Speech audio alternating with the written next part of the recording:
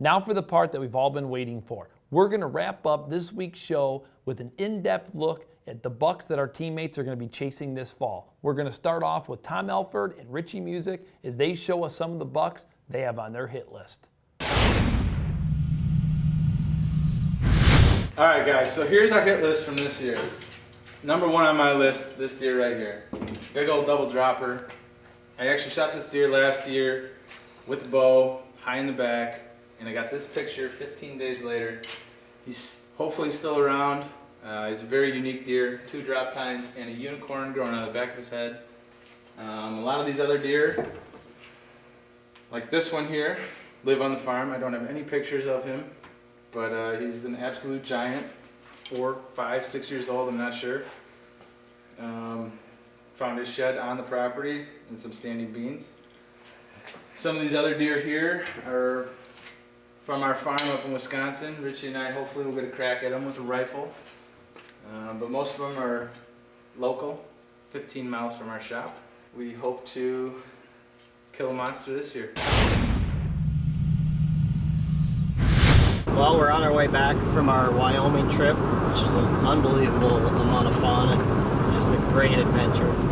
And actually I got my computer here sitting in the car and we're scanning through trail camera photos, starting to think about what we're going to be, what our plans are for the fall. And this year we're chasing quite a few bucks. Some of them are in Minnesota, some of them are in Wisconsin.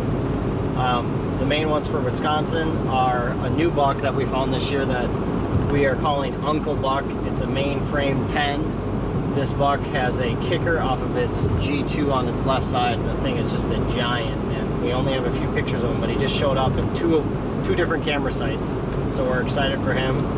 Another buck we're chasing we call the Old 10. Our cam tracker's got a few pictures of him, and he's been hitting that elevator ridge stand that we did a little feature on earlier, so we're hoping that he'll show up. And then finally we have a huge 10-pointer we call Spindly. He's real thin, but he's got real tall tines, and we have quite a few pictures of him from last year and the year before. For our Minnesota hit list, we have the buck we call the Big Surprise. He was featured last season. I have 3 years worth of trail camera photos. He's a total freak. He's got 18 points. The neighbor found his sheds that score at 180, and I got pictures again, and I know where he is. He's a hard buck to hunt, so hopefully we'll get a chance to get a crack at him. Another buck called Ears. He has a big drop tine off his left side that looks like a giant ear. That's why we call him Ears. And then finally, great cam tracker photo, one of my best photos of the year, is of a buck we call Old Spice. 2 years worth of photos of him. He's an old deer, probably 6.5 or 7.5 maybe. He's old and big, and he's got big high brow tines with a teeny little kicker off of his G2, and he'd be a great buck to take, and certainly is on the hit list.